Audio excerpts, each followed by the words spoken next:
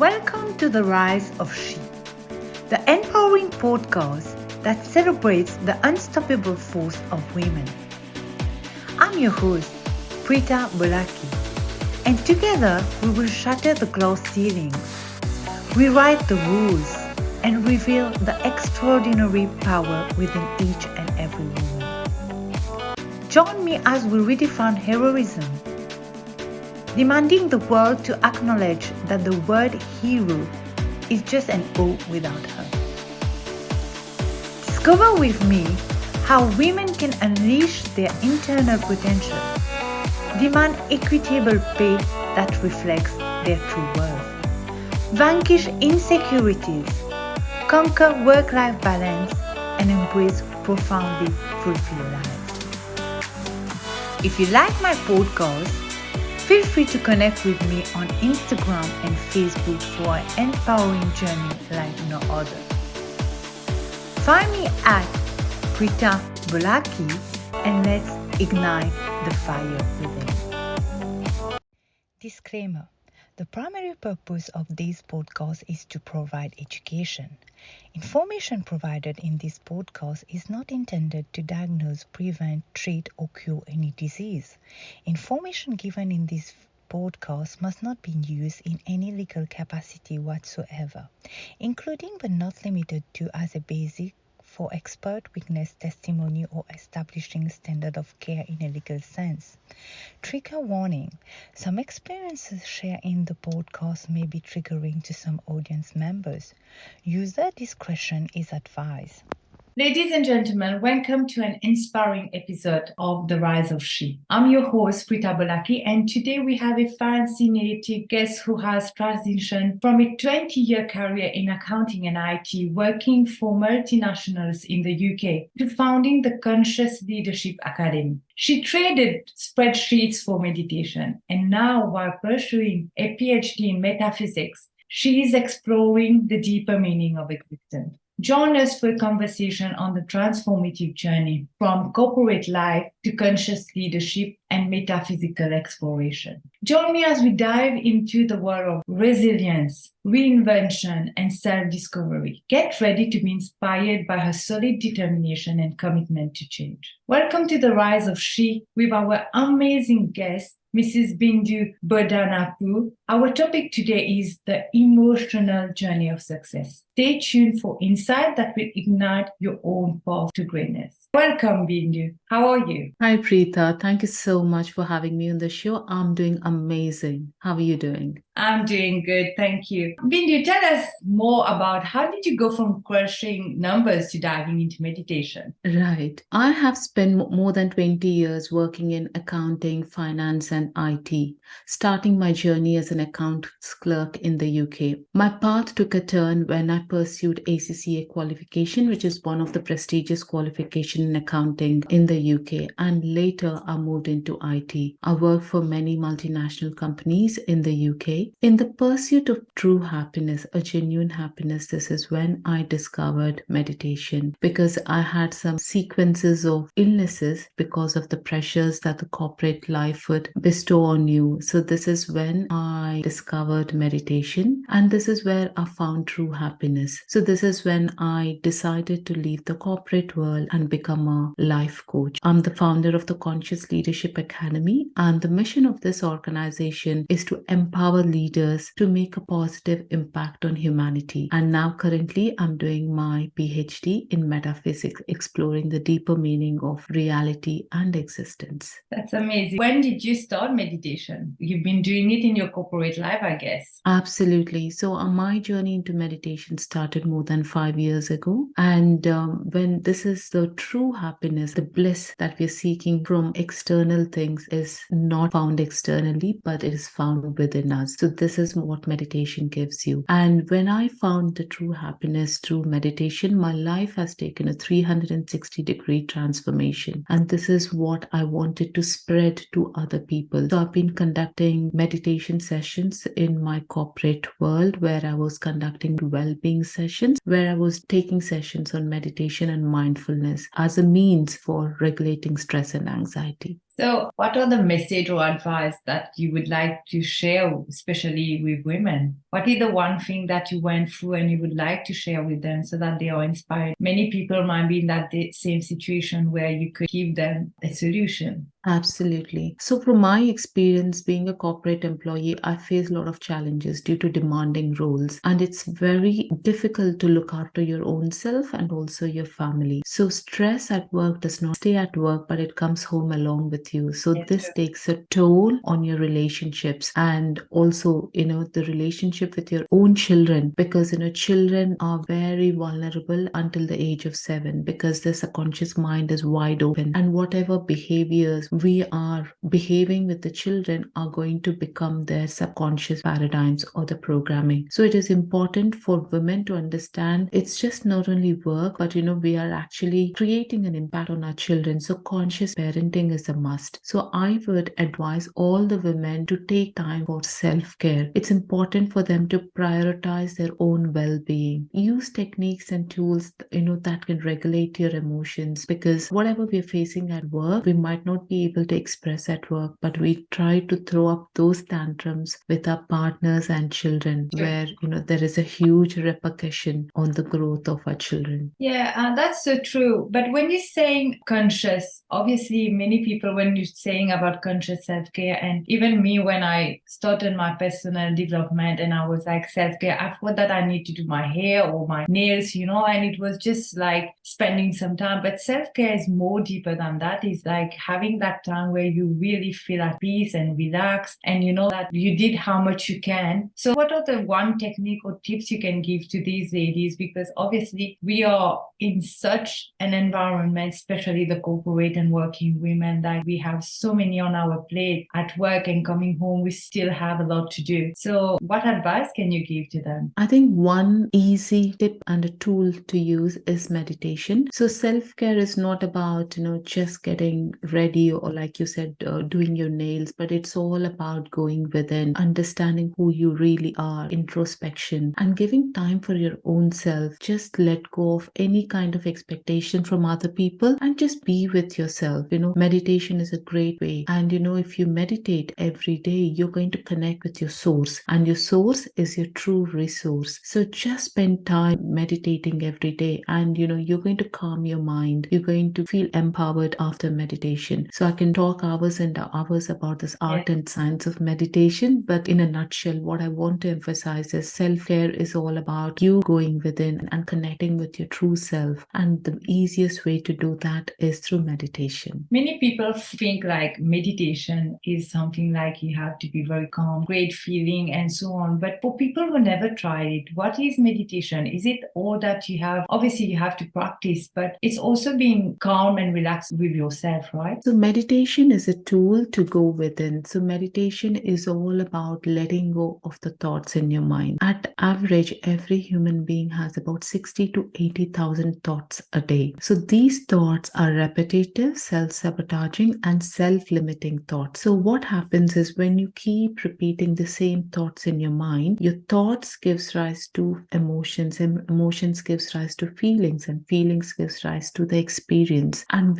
we are into this vicious loop, and your experiences becomes your personality, and your personality becomes your personal reality. So in order for you to change the life you're currently living, you got to go within. There's nothing outside of you. Everything is within you. So meditation is a tool to go within. And I would say it's not going to be easy for somebody who is very logic minded and who is always thinking most of the time. It can be a little daunting, but I would say do not give up. Meditation is a way to calm your mind. The reason why we get drained every day is because we're losing that energy. We are energy beings, and we lose that energy with every thought we're thinking. So if meditation is a way to gain that energy, when you go into meditation, you want to be thoughtless state. When you're in the thoughtless state, you gain energy. The cosmic energy flows through your body right from here, and it heals each and every cell of your body. You don't have to be calm, but meditation is a means for you to become calm. So it's that conscious effort to put in to not think anything. But I know thoughts are natural, it's part of life. But don't be put off by that. Just think it's like a passing cloud. Let them go. Don't analyze the thoughts that's coming in your mind and just become an observer of your thoughts. That's how it is. Yeah, I think it's very important, and you explained it very nicely. I remember doing meditation with you when you said that focus on your breathing. When I focus on my breathing, I can't think of other things because right now my focus is on my breathing. And this is what I teach in mindset as well. You get what you focus on. And I think that's very, very important. Thank you for explaining that. And I hope that women listening to us will know that meditation is not about spending 31 hours to be very calm, but it's also even doing it 5 minutes just for us to be relaxed and to be with ourselves. Absolutely. There should be a start somewhere, right? Ideally, they say you should be meditating for the number of minutes of your age. Say, example, if you're 20 years old, 20 minutes, 30 years, 30 minutes. It's difficult for somebody who's never meditated before, but make a conscious effort to meditate. Cut down on your thoughts. So that's when you empower yourself. You have inspired ideas coming from your subconscious and the higher mind. So it is an amazing tool. That's so true. And as you know that I have the kick-ass buddy movement, and having a kick-ass buddy, which I believe is very, very important, where you need that supporting friends, can be a mentor, a colleague, a coach, whoever it is that encourages and motivates you to pursue your goals, help you to overcome your challenges, and even celebrate your success. And that's very important. I wanted to ask you, who has been your kick-ass buddy throughout your journey? And in your opinion, why is having a supportive network or a kick-ass buddy important in achieving success? And especially that you move from the accounting world, the corporate world, into the conscious world, the meditation world. So leaving a corporate job and going to your business, I'm sure there has been a lot of kick-ass buddies supporting you into that. So tell us a bit about it. I cannot emphasize how important it is to have a kick-ass buddy, because we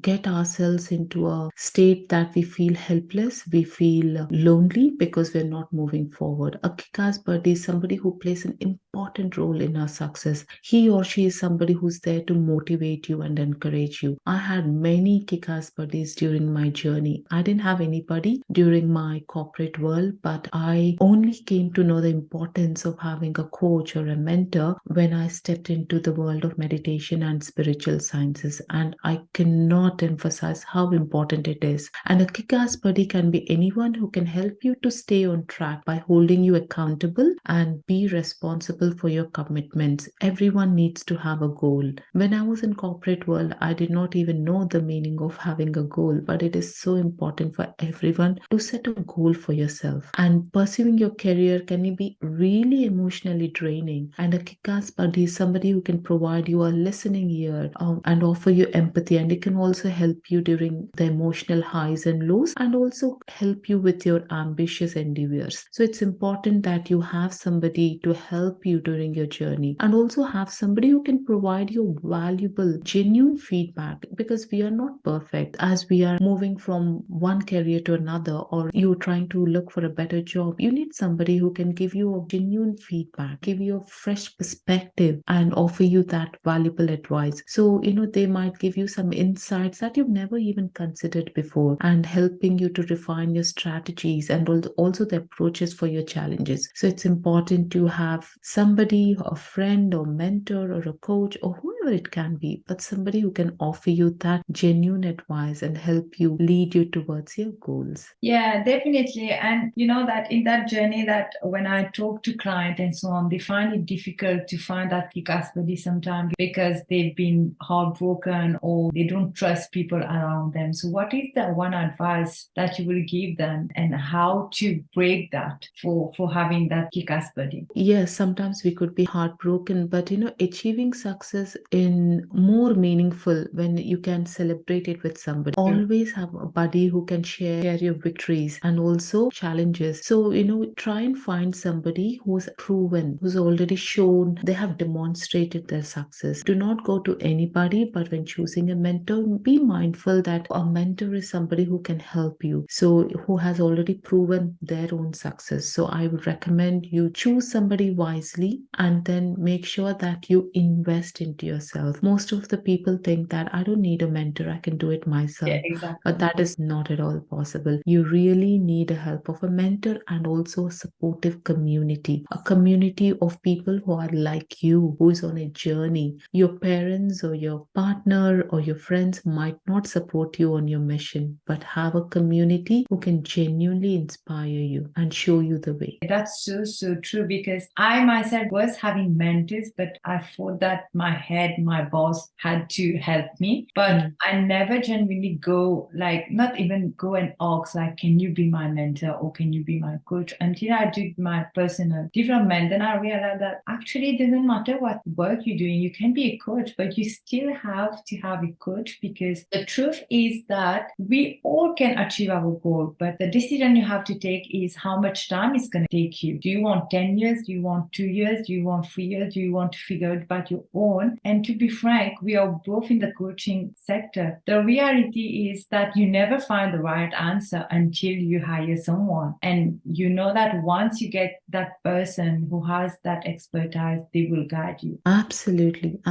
People think they can work on themselves and achieve their goals. I personally think it's very unlikely, because when you have a coach or a mentor, you can take quantum leaps in your life. The amount of time you're spending on yourself could be 5 years, whereas if you're working with your coach, it could be 6 months to a year. So do you want to lose your time, or do you want to really see that success? So it is so important for you to invest into yourself and see that success, because we all have only 24 hours, right? So it is unlikely that anybody can achieve that success. Even the most successful people in the world always have coaches and mentors. That's right as well. And I was talking to a client last week, and when doing her consultation, she was like, I don't need any help from my professional life, but I do need help from my personal life. And my response was, because at work, you do have a manager, and the manager work is to make sure that you're doing the work. In your personal life, you do whatever you feel like. You have no one to guide you except that you want to get someone. So it's very important, because we take for granted our personal life, and we try to look for someone when we are at our worst situation. And Yes. I think if we don't achieve a goal in 1 year and 2 years, or we have been planning for 10 years, we have to ask ourselves, so we are not doing the right thing. So who can help us to do that? And I think that's why a kick-ass buddy is very important. It doesn't need to be a coach. It can be a friend, but someone who really going to give you valuable advice to achieve that goal. Absolutely. Totally agree with you. Also, as you know, that I always talk about corporate working women, because I think that they have to work a lot on their personal and professional, and it can be very challenging. Even if sometimes we see the smile on their face, they are very stressed, and I'm sure you know that for your clients and so on. So what is the practical advice or insight that you will want to give to these women, these corporate or working women that is looking obviously to advance in their career as well, to be financially independent as well, but also have a good personal life? So what will be the advice that you can give them? From my experience, I like to advise women to strive for a healthy work-life balance, because burnout can hinder both personal and professional growth. So set boundaries and prioritize your self-care. It's only when you're in the good state of mind you can actually achieve anything in life. So look for a mentor who can offer you guidance and advise you based on their experiences, and also a mentor who has insights and help navigate through your challenges and offer some valuable guidance in your career, because it's not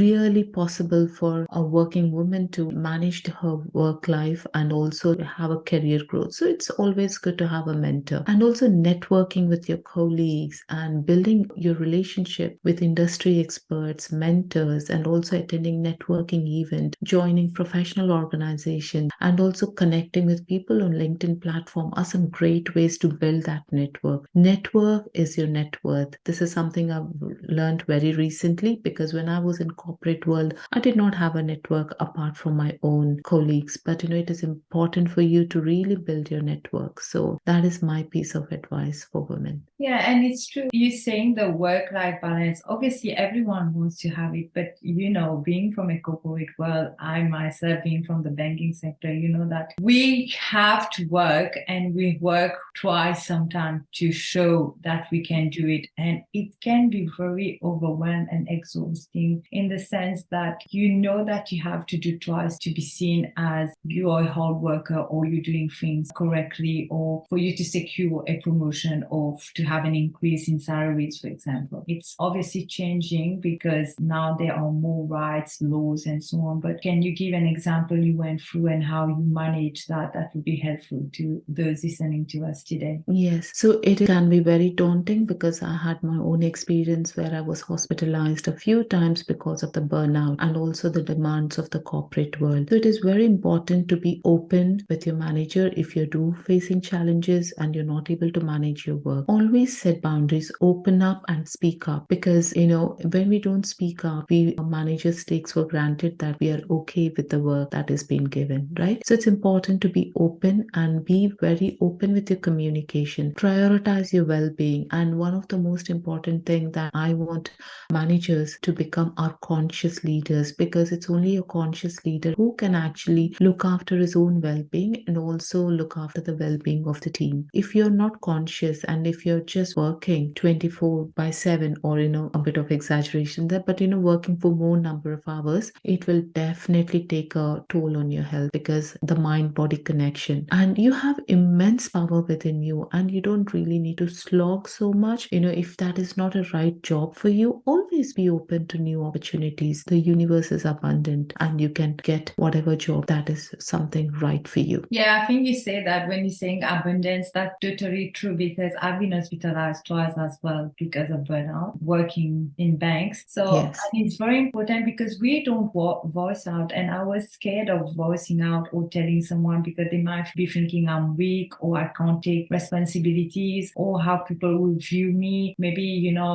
because obviously they tell you to work hard, but also to take care of your health. Yes. But at the end of the day, what I didn't understand is I have to do both and I should have managed them. And it can be difficult when you just started or you have only 5-6 years. Obviously, you start learning about it after 15 years and know how to work with it. Yes. And I think that's right when you're saying and advising managers to be conscious leaders because they are the one who help these employees to be better and to increase their productivity as well. Because if they do understand that, the managers here is understanding what they're going through, I think that's very important. And you mentioned a very good point is about the conscious leadership. And absolutely, I think that's so amazing. This is what we need actually, is to have conscious leaders, because if we do have conscious leaders, so a lot of things will be in place at work and people will be going to work happily. Absolutely. Because one of the main reason why people are going into burnout, anxiety, stress is because of the workload. And it's purely because, the leaders, it's not effective leadership. There is no compassion in the corporate world. So this is where the hard qualities are not something being used in corporate world. It's more of the brain. So this is where the problem is. So we want leaders to become conscious leaders and look after the well-being, his own well-being and also the well-being of the team. But Bindu, if I may ask you, if someone listening to us is going through that burnout and don't know, what is the first step that she has to do to work on it? I think the first thing they need to do is probably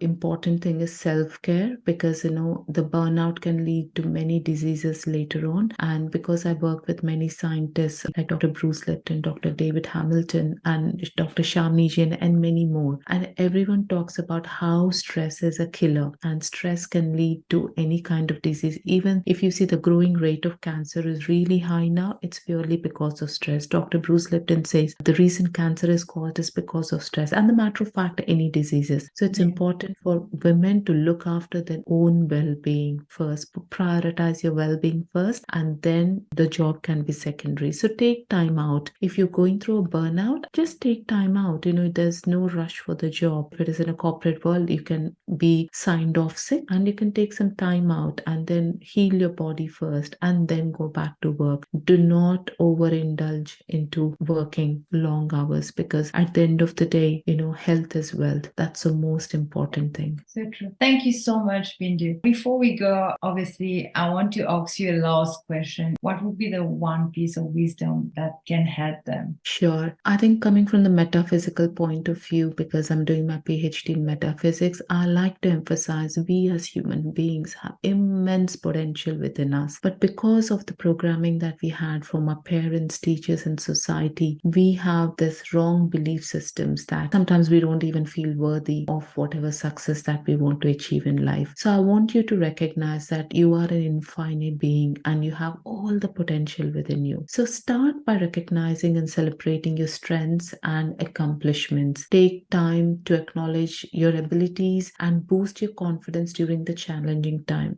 Every challenge comes to us as an experience and it's a passing cloud. It doesn't stay for long, right? Yeah. So just be resilient and then view every challenge as an opportunity for growth. Every obstacle presents a chance to learn new skills and discover your inner strengths that you never thought that existed. So this is something that we all want to recognize. Success is always out of the comfort zone. Yeah. Ensure that every challenge that's coming to you is a lesson and it is actually showing you something that you have not yet discovered within you. So this is my piece of advice. If I may ask, how do you discover that? Say, for example, I moved from corporate world into entrepreneurship by setting my own company, and I genuinely is an introvert. I'm a bit of a shy person. Making myself visible in front of audience or the LinkedIn is completely out of my comfort zone, but I have to break my barriers in order for me to spread my mission to help leaders to become conscious leaders. I have to show up myself. So going on LinkedIn lives, talking about the information or the knowledge and expertise that I have is one way to break my barriers. Earlier, even in the corporate world, I never used to put my hand up or talk or express myself because I was limiting myself. I was restricting myself. I didn't even have confidence on myself, right? But now for me to achieve success, I have no other choice but to really come out of the comfort zone and be visible and talk and express myself. So this is the way to show your visibility and show that